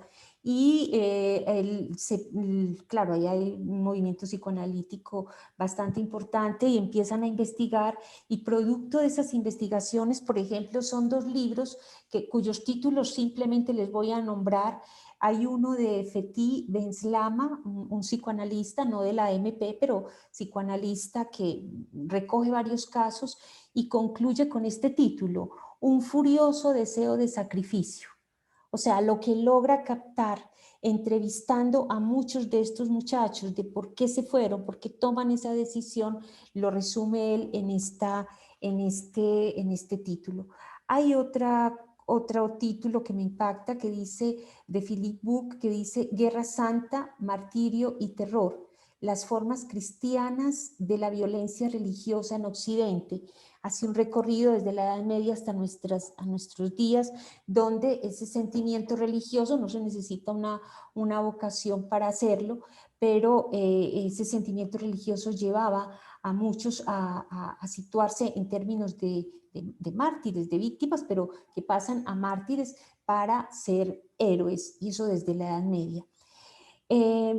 En el libro, una de las conclusiones a las que llega es que muchos de estos chicos, casi que el 40%, podría detectarse que había, diríamos nosotros, una estructura psicótica, ahí sí está una psicosis en estado no bulloso, uno no diría un estado bulloso de un delirio expreso, pero sí, una especie de psicosis había en muchos de estos jóvenes que asumen esa decisión. Todo esto pues como para pensarlo, y quería finalizar en ese sentido, porque volvemos otra vez, casi que uno diría que todos estos estas situaciones paradójicas que llevan que van a los juzgados, ponen de presente la condición humana, ¿cierto? Y respecto mucho en términos de lo que es el paso a la locura, digamos así que decimos. En ese sentido, el último caso que me conmovió mucho, y va en este orden al caso de Javier, es lo que ocurrió en Francia. No sé si se dieron cuenta hace unos días, en el 2017, un joven vive enseguida de una señora que vive sola, judía. Él es un joven que consume cannabis, y un día, efecto del consumo de cannabis, toca la puerta de la señora y la mata. Ella le abre, su vecino de confianza, le abre, la mata y la tira por la ventana. 3 años han pasado en los que los jueces han recogido los elementos necesarios para saber si es imputable o no. Y hace como 15 días dicen que no es imputable. Les cuento que todo París salió, a pesar de la pandemia, de todo el asunto, salió a protestar, porque era imposible que no fuera imputable ese muchacho. Entonces, cuando se entrevista a las jueces, al juez, a los expertos en esto, decían que es que desde la Edad Media no se condena en Francia, pues por lo menos allá, a nadie por cuyo asesinato o cuyo delito estuviera bajo los efectos de un delirio psicótico o de un desencadenamiento, digamos, de enfermedad mental. En ese punto, miren lo que hace lo que dice Emmanuel Macron, el presidente. Él dice, de acuerdo, está bien, pero atención, él era libre de elegir consumir o no cannabis y asumir la responsabilidad que implicaba todas las consecuencias que implicaba esa decisión. No es el mismo caso, digamos así, de esta señora de Pasto llevada por las furias, ¿cierto? Pero sí había algo del orden de una voluntad. Me parece importante contrastarlo, este es el método del psicoanálisis, contrastar estos casos. Contanos, Javier, tu apreciación respecto a esto. Sí, es que desde la Edad Media los teóricos de la moral hablaban de la acción libre en causa, pero eso se aplicaba para la persona que se ponía en una condición de embriaguez, por ejemplo, para eludir la responsabilidad. Distinto creo que sea este caso, porque no creo que él se hubiera puesto en esas condiciones para matar a la señora. Posiblemente sí estaba en un estado de enajenación mental. Exacto. En ese momento. Ahora, lo paradójico ahí, lo difícil de resolver allí es la disyuntiva que hay entre si atender a la justicia o atender lo que sería más conveniente, incluso desde el punto de vista terapéutico para esta persona. Sería mucho más conveniente desde ese punto de vista decirle, debes parar, porque mira lo que puedes llegar a hacer. Ahora, se supone que la obligación de someterse a un tratamiento, que también puede ser intramural, es una forma también de tratamiento, entre comillas, para esa problemática.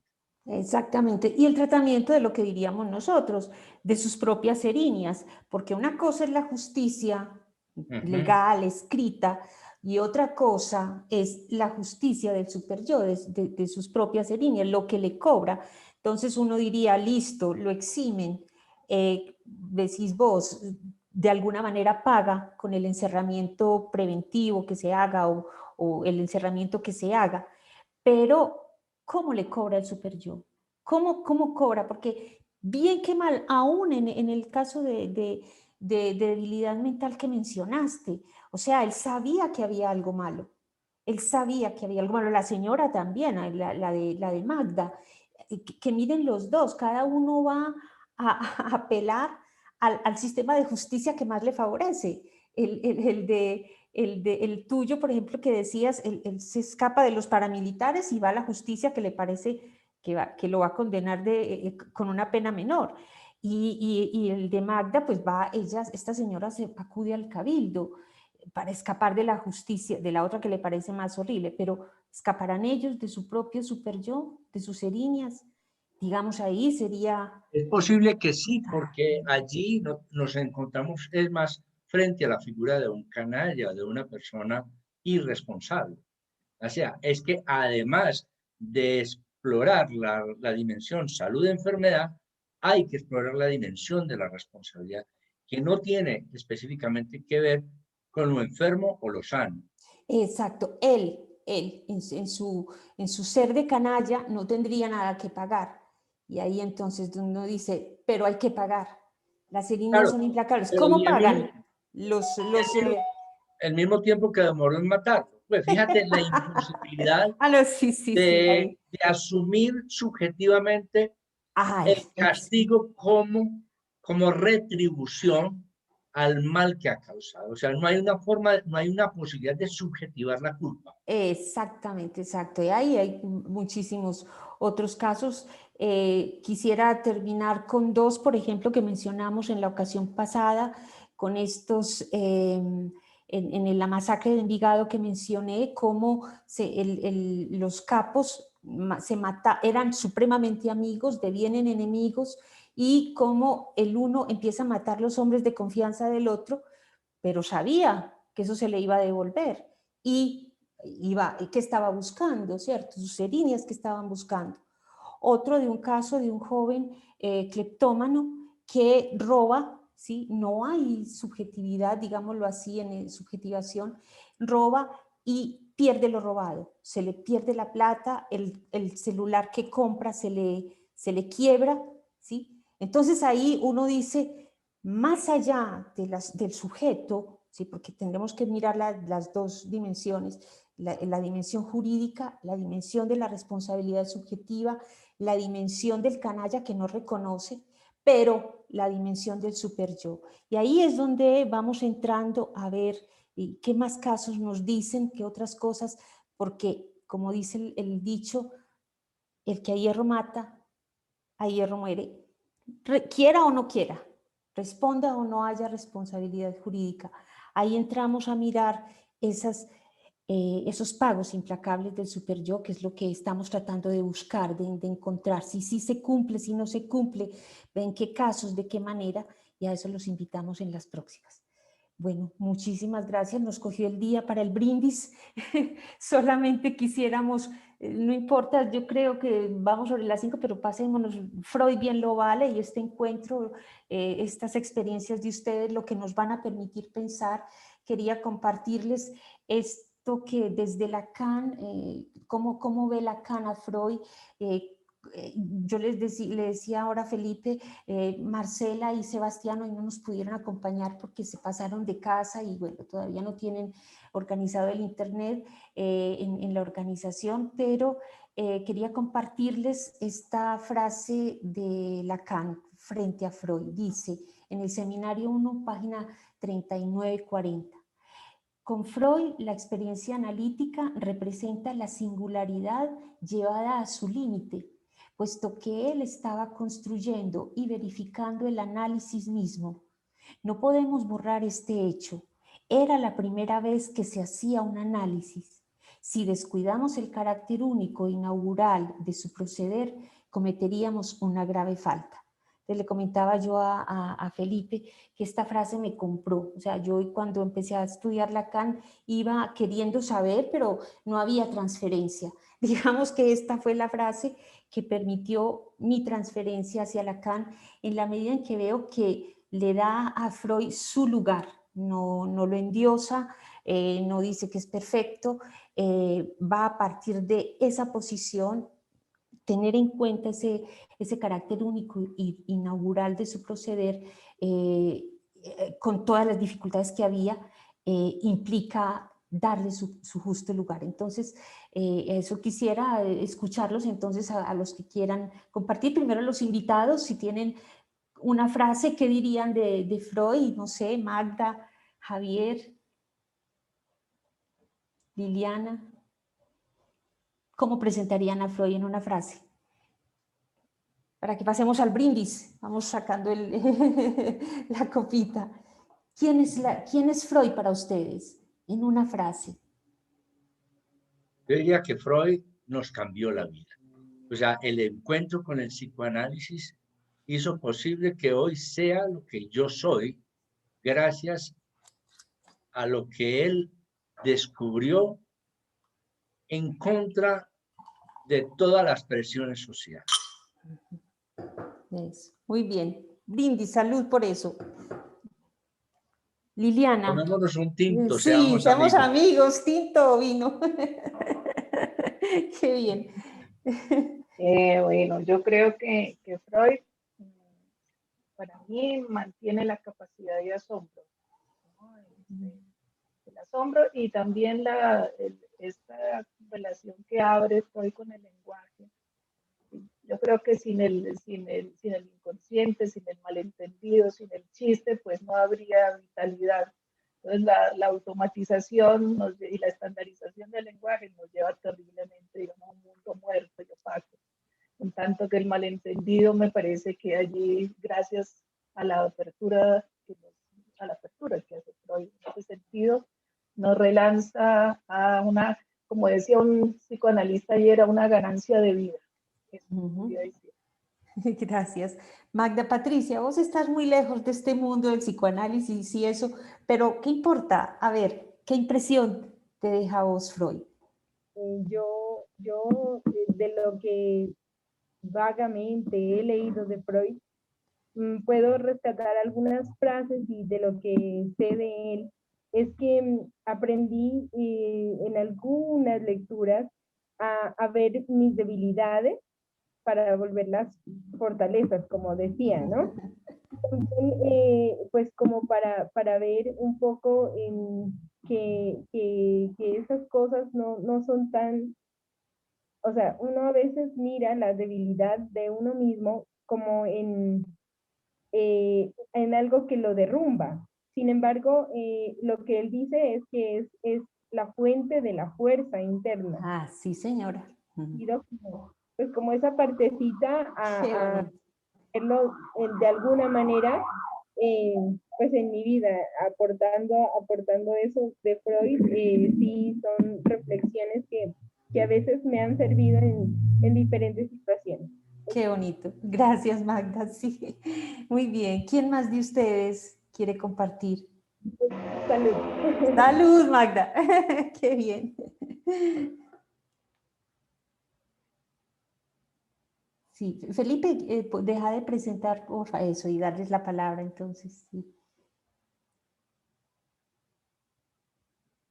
Tu micrófono, Felipe. Marcela, tienes la mano levantada, tienes la palabra. Bueno, no sé cómo estoy de internet, pero he escuchado un poquitico, no estaba pues lista para lo del brindis, porque no había podido estar pues reunida con ellos, pero siempre que voy a presentar a Freud me acuerdo mucho de algo que dice Lacan en Habla a los muros, y está hablando como de las revoluciones, y de cuál fue el impacto pues de Freud, y habla de que es como un cambio en el estatuto del saber. Eso me gusta mucho y me parece que es como lo que uno se da cuenta en el análisis, de que uno cree que tiene un saber sobre uno y ese saber va cambiando a medida que uno va, bueno, adelantando cositas en el análisis. Eso quería decir. Gracias. Muy bien. Gracias, Marcela. ¿Alguien más para Sí, finalizar? voy a bajar mi mano.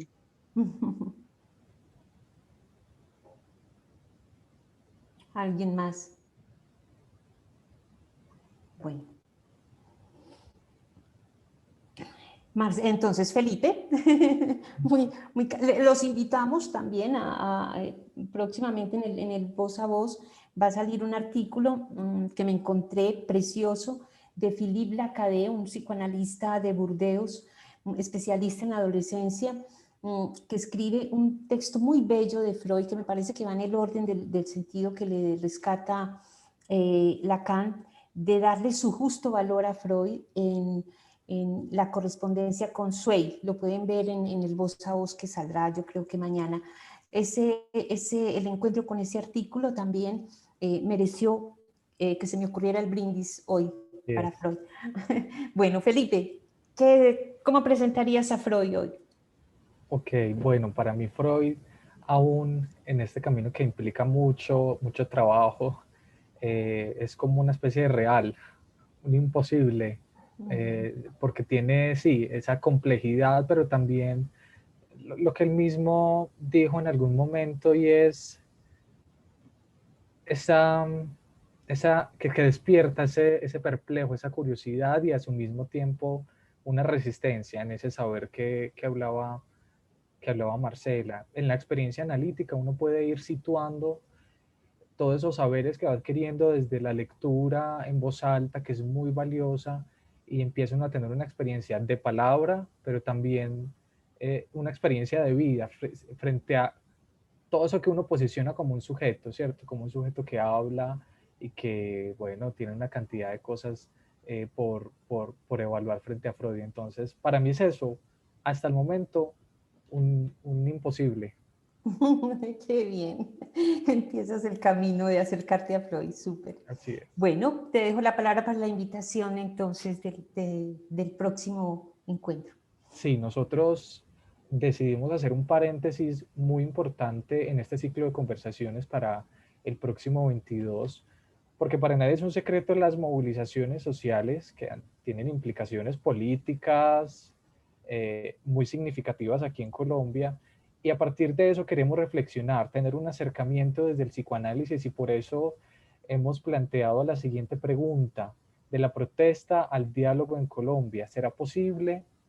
Eso es lo que nos queremos plantear el próximo 22 de mayo, de alguna manera para pensar país desde esta área del psicoanálisis y saber con qué nos encontramos. Un diálogo que es necesario, que la sociedad pide, pero que pareciera que no están acomodadas las condiciones. Ahora, eso lo vamos a evaluar, si es posible o no, así que están muy invitados el 22 de mayo. Esto va a salir también en el Voz a Voz, en donde se van a enterar de la inscripción, para que también lo compartan con sus cercanos, que les parezca interesante este tema. Y bueno, de esta manera también despedimos. Ah, pero decir que va a ser a la lectura y los invitamos en estos 15 días. Sí. Exacto, sí, muy importante. Gracias, Ana. Vamos a trabajar en esta invitación a partir de las cartas de Einstein y Freud, que la han titulado El porqué de la guerra. Muy bonita, muy significativa. Trataremos de tenerlas grabadas para ese momento, pero pueden tener un acercamiento en ellas en estos 15 días para evaluar de qué se trata. Exactamente, hasta donde es posible, porque ahí vamos a mirar ese contraste de super yo, erinias, super yo, pulsión de muerte, goce. Bueno, hasta la próxima entonces. Gracias. Muchísimas gracias. Final, les recuerdo, el Voz a Voz ya salió hoy a las 2:30, ya lo deben tener en sus propios correos. Súper. Y el texto tuyo, Ana Victoria, ya está en el blog, y también está la invitación, el link de la invitación que hacen ahí para la actividad del 22. Gracias, Miguel. Y bueno, gracias a nuestros invitados. Nuevamente retomaremos todas sus experiencias, van a ser material para nuestra reflexión en nuestras próximas encuentros. Y creo que también en el próximo. Gracias por invitarnos. Claro que sí. Hasta una próxima. Gracias. Fue un placer. Muchas gracias. Muchas gracias. Gracias. Hasta luego. Gracias, hasta luego. Hasta luego y gracias. Gracias.